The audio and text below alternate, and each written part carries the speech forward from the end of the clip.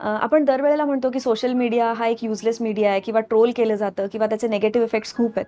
तर त्याचबरोबर त्याची पॉझिटिव्ह साईडसुद्धा मला दिसली.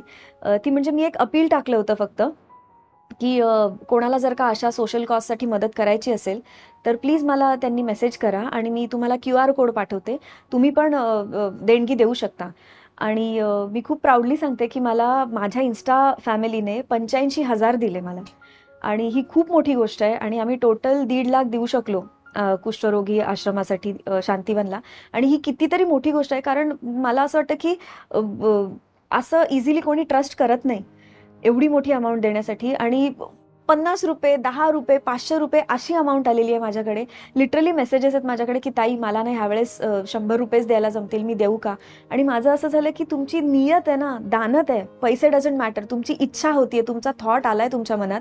तर असे माझ्याकडे खूप पैसे जमा झाले. आणि मी खरंच खूप आभारी आहे त्या सगळ्या माणसांची, कारण त्यांनी मी जी कॅरेक्टर्स प्ले करते, त्याच्यावर विश्वास ठेवून ह्या जुईवरती विश्वास ठेवला आणि मला एवढी मोठी अमाउंट दिली.